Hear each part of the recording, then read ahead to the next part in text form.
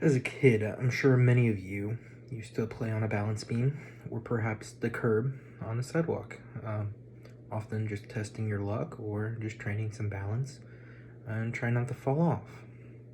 As I've grown up, I've learned that similar to a balance beam, life and work, school, and just having a job can represent a balance beam in a lot of people's lives.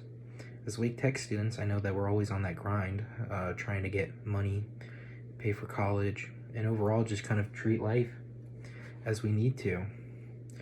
And I found that while balancing my life in school, I've really learned where my priorities lie, whether it be with work, getting grades, or even leisure activities. I work about 30 hours a week, and I go to school for about 12-hour credits as a full-time Wake Tech student. I've almost fallen off the balance beam a couple of times. First getting a job, throwing myself too much into it, and vice versa.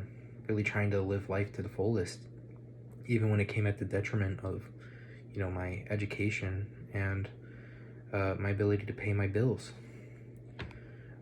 During COVID, I first stepped on the balance beam. I began my work career, and I threw myself into it, much to the chagrin of my parents and, of course, to my teachers. During COVID, of course, school had moved online, and I had found myself with a lot of free time. I, of course, looked for a job. I wanted a little bit of extra cash, and I found that at Chick-fil-A in Fuquay. I started to leave work early, and I went to work, and I was trying to pick up as many hours as possible. I even left classes early. My grades began to fall. My teachers would reach out, but I would just ignore it. As they continued to fall, I knew that I was facing benefits at my job. I had just gotten a raise. I really liked that money. But I woke up. My mom found my grades. She noticed I was on the edge of failing for my math classes. With my failing grades, I was about to fall off that beam. I was about to lose my balance. And I was about to find myself in a pit. I started shifting the balance back towards school. I did this by changing my work schedule. I didn't close every night like I used to. Instead, I would make sure that I got home at the right time and I went to bed. I'd wake up for my classes. I'd always be on time. I got in contact with my teachers. I got the help I needed, and my grades started to improve. By nearly falling off that beam and falling into a pit, I found that school was important to me. I found that having that ability to invest in my own future was important to me. However, the thing about balance beams is just as you fall one way, you're able to fall the other. Overcorrection can even lead to you falling the other way. In my senior year of high school, about 2 years after that, I found myself wanting to do more with my life. I wanted to try new things. I joined the track and field team. I did shot put. It was easy. I'm fat and got big arms. I wasn't great, but I did a good job. I joined the field team with the preconception that I could still maintain a good semblance of work. However, I had to cut my hours by a lot. I was only working roughly 10, 15 hours a week, and there was a dip in my salary. I noticed that my salary didn't actually cover a lot of the bills I had, including my car. Gas at the time was crazy. And, the losses, they were slow, but they were definitely there. It all came to a head when I was looking for a promotion in leadership. I had to schedule it out. The store was trying to streamline the process of promoting, as many do. So I wanted to take it up.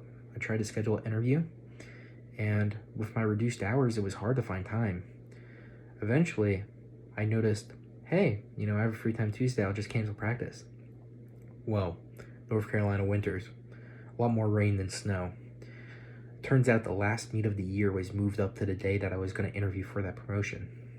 Upon that, I said, hey, you know what? I only do this one time in my life. I'm going to go to that meet.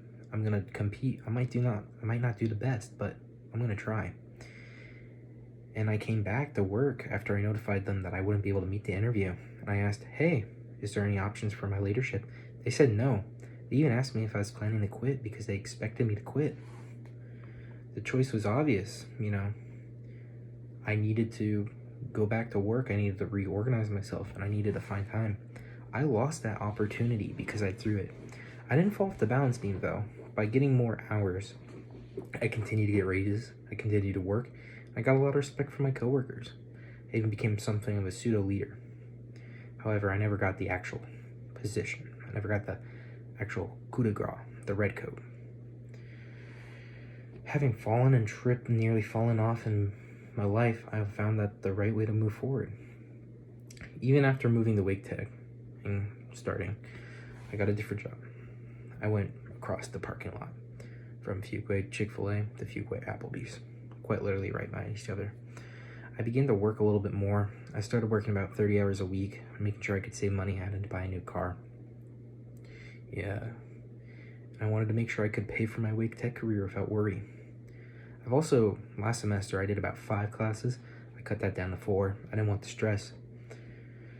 I gotta say, I think a lot of people at Wake Tech lay the foundation for their future. And I think that while they do that, they often put themselves in a situation where they're balancing on a beam. Whether it be with work, like sports and everything, stuff happens. And I think a lot of people can work towards building that good balance, and it takes time to find it. It takes trial and error. What works for me might not work for you. I've made many mistakes, and through that I've learned. I found myself learning to move forward through life, balancing things in life, and it takes a lot of effort and attention. You're gonna trip and fall. You might fall off the balance beam, but it's about getting back on it and working towards a new future. Many of Wake Tech students may have found problems and balance their life. They may have found their own balance. But it's important to continue education until you reach the future that you strive to seek.